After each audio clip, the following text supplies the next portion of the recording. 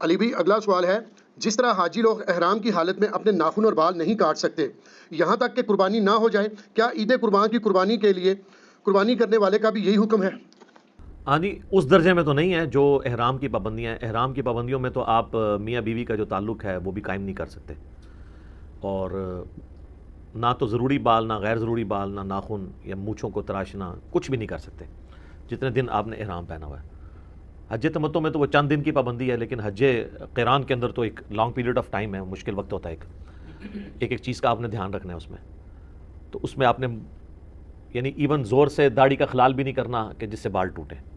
جائیں گے تو یہ نہیں کہ دم واجب ہو جائے گا۔ دم واجب ہوتا ہے جب بہت زیادہ کوئی بال ریموو کر دے سر کے یا داڑھی کے، وہ کھاڑ دے۔ تو حاجی کے لیے تو یہ ریسٹرکشن ہے احرام کی حالت میں، اور یہ فرض کے درجے کے اندر ہے، اس کی احرام کی پابندیوں کا حصہ ہے۔ رہے عام عید قربان والے، تو اس کے بارے میں صحیح مسلم میں اوپر تلے کئی احادیث ہیں کہ نبی علیہ السلام نے فرمایا کہ جس کا قربانی کا ارادہ ہو اور ذوالحجہ کا چاند نظر آ جائے، اس وقت سے لے کے اس کا جانور قربان ہونے تک وہ اپنے جسم اور کھال سے کوئی چیز ریموو نہیں کر سکتا۔ اور مسلم شریف میں آگے حدیث میں پھر آپ علیہ السلام نے اس کو بریف کیا ہے کہ کھال سے ریموو کرنے سے مراد بال ہیں،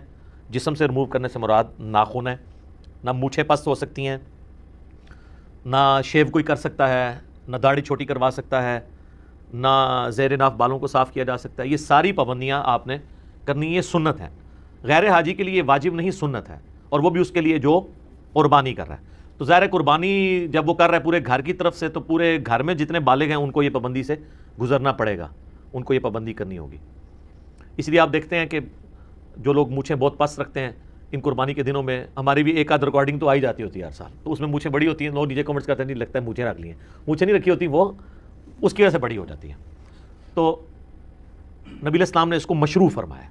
حتیٰ کہ یہاں تک آیا سنن نسائی کے اندر، المستدرک للحاکم کے اندر، سنن ابی داؤد کے اندر، امام حاکم نے بھی صحیح کہا، امام ذہبی نے بھی موافقت کی ہے کہ ایک غریب صحابی تھا، اس نے کہا یا رسول اللہ قربانی آئی ہے تو میرے پاس ایک ہی بکری ہے جو دودھ دینے والی ہے، تو آپ اگر مجھے اجازت دیں تو میں اللہ کی راہ میں قربان کر دوں۔ اب وہ اتنا غریب تھا کہ اس کا سورس آف انکم بھی وہی بکری تھی، تو حضور علیہ السلام نے کہا کہ نہیں، اس کو قربان نہ کرو۔ تو اب اس کو جوش بھی تھا قربانی کا، تو آپ نے فرمایا کہ اس طرح کرو کہ عید قربان والے دن باقی لوگ قربانی کر رہے ہوں گے تو تم اپنے غیر ضروری بال اور ناخن کاٹ لینا، تو تمہیں اللہ تعالیٰ ایک مکمل قربانی کا ثواب دے دے گا۔ یہ ایک بہت بڑی ایک سمجھ لیں اللہ کی طرف سے ہمیں نعمت دی گئی ہے۔ جو لوگ قربانی کی استطاعت نہیں رکھتے تو وہ بھی یکم ذوالحجہ سے لے کر 10 ذوالحجہ تک اپنے جسم سے بال اور ناخن نہ کاٹیں، اور جیسے ہی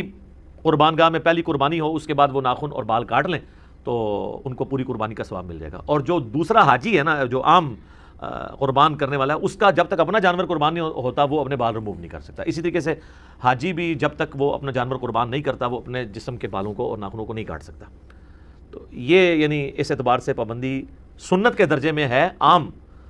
جو قربانی عید کی ہے حاجیوں کے لیے یہ فرض کے درجے میں ہے، اور وہ اگر جان بوجھ کے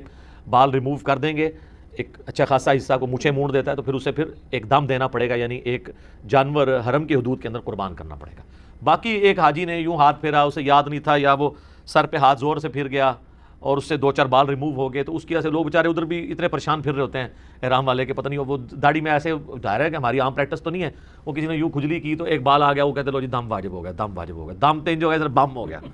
ہوتے تو دم بم بھی ہے نا، ظاہر ہے ایک بکرا دینا پڑ جائے گا۔ تو یہ دم بم اس کے لیے بنے گا جس نے یعنی مونچھیں پوری ریموو کر دی، یا سر کے اچھے خاصے بال شیو آف کر دیے، یا مشین پروا دی، یا آدھی داڑھی مونڈ دی، یا خط کروا لیا، اس کے لیے۔ یہ جو 2-4 بال ہیں وضو کے دوران نکل گئے یا ویسے ہو گئے تو اس پہ کوئی اس طریقے کا نہیں ہے، اس کو تو نبی الاسلام نے کہا کہ وہ عام چھوٹا موٹا صدقہ اور خیرات کر لے تو کافی ہو جائے گا۔ ٹھیک ہو گیا جی؟